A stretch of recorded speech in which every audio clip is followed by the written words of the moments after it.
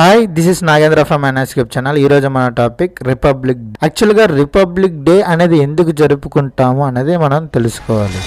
ఇంకో విషయం ఏంటంటే ఈ వీడియోలో ఇండిపెండెన్స్ డేకి అండ్ రిపబ్లిక్ డేకి వ్యత్యాసం ఏంటో కూడా మీకు ఎక్స్ప్లెనేషన్ చేస్తాను. రిపబ్లిక్ డే జరుపుకోవడానికి తగిన కారణాలు, అప్పుడున్న సిచ్యువేషన్ కూడా ఎక్స్ప్లెయిన్ చేయడానికి ట్రై చేస్తాను అన్నమాట. ఓకే, అవన్నీ తెలుసుకోవాలంటే ముందు ఈ ఛానల్ని సబ్స్క్రైబ్ చేయండి, నా వీడియోని లైక్ చేయండి, వీలైతే మీ ఫ్రెండ్స్ అండ్ ఫ్యామిలీ కూడా షేర్ చేసి నాకు మరిన్ని వ్యూస్ అండ్ సబ్స్క్రైబర్ వచ్చేటట్టు మీరే చూడమని కోరుకుంటున్నాను అనమాట. Okay, back to the content. ఇప్పుడు రిపబ్లిక్ డే అంటే ఏంటో తెలుసుకుందాం. దానికన్నా ముందు మీరు ఇండిపెండెన్స్ కంట్రీస్ అంటే ఏంటో తెలుసుకుందాం. ఫర్ ఎగ్జాంపుల్ 2 కంట్రీస్ తీసుకుందాం. ఈ 2 ఇండిపెండెన్స్ కంట్రీస్, ఒకటి జపాన్ అండ్ నార్త్ కొరియా. ఈ రెండిట్లో ఒకటి రిపబ్లిక్ కంట్రీ కాదు. మీరు ఏమనుకుంటున్నారు? నార్త్ కొరియా అండ్ జపాన్లో ఏది రిపబ్లిక్ కంట్రీ కాదనుకుంటున్నారు? మీరు అనుకోవచ్చు నార్త్ కొరియా రిపబ్లిక్ కంట్రీ కాదని. కానే కాదు. జపాన్ అనేది రిపబ్లిక్ కంట్రీ కాదు. ఎందుకంటే అది ఇక్కడ మోనార్క్ రూల్ ఉంది, అంటే కింగ్స్ రూల్ ఉందన్నమాట. అదే మనం ఇక్కడ నార్త్ కొరియా వైపు వస్తే ఇక్కడ కింగ్స్ రూల్ లేదు, అంటే మోనార్క్ రూల్ లేదు. యాక్చువల్గా నార్త్ కొరియా అనేది ఒక democratic people republic of Korea అనమాట. అయినా కూడా అది ఎలక్టెడ్ బై పబ్లిక్ ఓట్ అని ఆన్ పేపర్ ఉంది, కానీ ప్రాక్టీస్లో లేదు. ఇదంతా కంట్రోల్ ఎవరు చేస్తుందంటే కిమ్ ఫ్యామిలీ చేస్తుంది. ఈ 2 కన్సర్న్లో మీకు ఏమర్థమైంది? రిపబ్లిక్ కంట్రీ అంటే ఇండిపెండెంట్గా వాళ్ళ ప్రజలే నిర్ణయం తీసుకుంటారు, దాన్నే ప్రజాస్వామ్యం అంటారు. అదే మోనార్క్ రూల్లో రిపబ్లిక్ కాకుండా ఇండిపెండెంట్ కంట్రీ ఉంటే లైక్ జపాన్ లాగా వాళ్ళ రాజు ఏం చేత అది చేయాలన్నమాట. ఏంటంటే యథా రాజా తదా ప్రజ. 1947లో ఇండియాకి స్వతంత్రం వచ్చిన అంటిల్ 1950 జనవరి 26 వరకు India not a republic country. North Korea కూడా రిపబ్లిక్ కంట్రీయే, కానీ దాని పరిస్థితి అండ్ ఇండియా పరిస్థితి కంపేర్ చేస్తే ఇండియా రిపబ్లిక్ కంట్రీగా ఎలా పేరు తెచ్చుకుందో మీరే అర్థం చేసుకోండి. ప్రపంచ రాజకీయాల్లో స్వతంత్రం 1947 ఆగస్టు 15న వచ్చింది. 1950 జనవరి 26న గణతంత్ర దినోత్సవం రిపబ్లిక్ డే చేసుకోవాల్సిన అవసరం ఏముంది అనేది ఇప్పుడు మనం క్లారిటీగా తెలుసుకోవాలి. అప్పుడులో 1947 ఆగస్టు 15న ఇండిపెండెన్స్ డే వచ్చినప్పుడు ఇండియా మొత్తం 565 చిన్న రాజ్యాలు ఉండేవి. ఆ చిన్న చిన్న రాజ్యాలన్నింటినీ కలుపుకొని ఒక మహాదేశంగా దౌత్యపరంగా విజయం సాధించడంలో జవహర్లాల్ నెహ్రూ అండ్ వల్లభాయ్ పటేల్ సక్సెస్ అయ్యారు. 565 రాజ్యాల్లో 562 రాజ్యాలు కొద్ది గొప్ప అటు ఇటుగా కొన్ని కండిషన్స్తో ఇండియాలో విలీనం అవడానికి ఓకే చెప్పాయి. కానీ 3 రాజ్యాలు మాత్రం ససేమిరా అన్నాయి.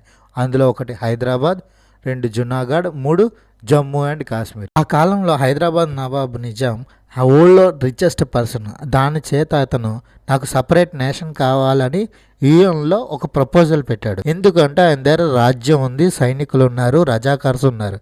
ఇదన్నిటినీ తెలంగాణను మొత్తం నేనే వెళ్దామని ఒక అపోహలో ఉన్నాడు అనమాట. ఇండియాకి స్వతంత్రం 1947లో వచ్చిన 1948లో హైదరాబాద్కి స్వతంత్రం వచ్చింది. ఇండియన్ ఆర్మీ సహాయంతో హైదరాబాద్ మీద ఈ నిజాం నవాబ్ మీద ఓడించి ఇండియన్ గవర్నమెంట్ ఇండియాలోనే హైదరాబాద్ని విలీనం చేసుకుంది. అందుకే 1948లో హైదరాబాద్కి స్వతంత్రం వచ్చిందన్నమాట. ఇప్పుడు జునాగఢ్ విషయానికి వద్దాం. జునాగఢ్ ప్లేస్ ఏంటి? గుజరాత్ దగ్గరలో ఉంది, ఇంచుమించు పాకిస్తాన్ బోర్డర్ మధ్యలో ఉందన్నమాట. అయితే ఇప్పుడు అక్కడున్న రాజు మాత్రం ముస్లిము, ప్రజలు మాత్రం హిందూస్ అనమాట. అక్కడున్న రాజుని ఎలాగైనా లొంగ తీసుకుని పాకిస్తాన్లో విలీనం చేయాలని జిన్నా చాలా ప్రయత్నాలు చేసినప్పటికీ ఇండియాలో కలుపుకోవడానికి జునాగఢ్ని శతవిధాలుగా ప్రయత్నించి గెలిచిందడంలో ఎటువంటి అతిశయోక్తి లేదు. ఇంకా last and final Jammu and Kashmir. Jammu and Kashmir ఇండియాలో చేరడానికి చాలా డ్రామానే జరిగిందని చెప్పాలి. జమ్మూ అండ్ కాశ్మీర్ని పరిపాలిస్తుంది రాజా హరి సింగ్, హిందూ. అక్కడున్న ప్రజలు ముస్లిమ్స్ అనమాట. అయితే ముస్లిమ్స్ ఎక్కువ మెజారిటీ ఉంది కాబట్టి వీళ్ళందరూ పాకిస్తాన్లో కలవాలని పాకిస్తాన్ ప్రజలు తీర్మానించాడు. అంటే జిన్నా కూడా చాలా ప్రయత్నించాడు. ఆ విధంగానే స్టాండ్ స్టిల్ అగ్రిమెంట్ పాకిస్తాన్తో 1947 ఆగస్టు 12నే జమ్మూ అండ్ కాశ్మీర్ పాకిస్తాన్తో అగ్రిమెంట్ చేసుకుంది. కాకపోతే వాళ్ళు చేసిన ఆకృత్యాలని తట్టుకోలేక రాజా హరి సింగ్ అక్టోబర్ 26, 1947 మీద ఇండియా యొక్క ఇన్స్ట్రుమెంట్ ఆఫ్ ఎస్ఎస్ఎస్ మీద సైన్ చేశాడంటే ప్రవేశపత్రం అన్నమాట. ఇప్పుడు కాశ్మీర్ అనేది ఇండియాలో భాగమైనది ఒక సందేశం అన్నమాట. ఇక్కడ 565 రాజ్యాలు కూడా ఈ ఇన్స్ట్రుమెంట్ ఆఫ్ అసెసినేషన్ మీద సైన్ చేసాయి కాబట్టి ఇప్పుడు అఖండ భారతదేశం అనేది ఏర్పడింది. అక్కడితో అవ్వలేదు, ఇంకా చాలా డ్రామా జరిగింది జమ్మూ అండ్ కాశ్మీర్ మీద. దానికి సపరేట్ వీడియో మీకు తర్వాత చేస్తాను. ఇప్పుడు ఈ 565 రాజ్యాలు కలిపి ఒక దేశంగా ఏర్పడేది అది ఇండియా. మీకు ముందే చెప్పినట్టు అంటిల్ 1915 వరకు ఇండియా ఒక మోనార్క్ రూల్లోనే ఉండేది. అంటే స్వతంత్రం వచ్చిన ఈ బ్రిటన్ యొక్క పరిపాలన విధానమే ఉండేదన్నమాట. అది కాకుండా ఒక సపరేట్ దేశ పరిపాలన ఎలా ఉండాలి అనేది ఒక రాజ్యాంగం రాసుకున్నాం అనమాట. ఆ రాజ్యాంగాన్నే అవలంబించిన విధానాన్నే రిపబ్లిక్ అంటాను. మనందరికీ తెలుసు డాక్టర్ బిఆర్ అంబేద్కర్ గారు మన రాజ్యాంగాన్ని రాశారని.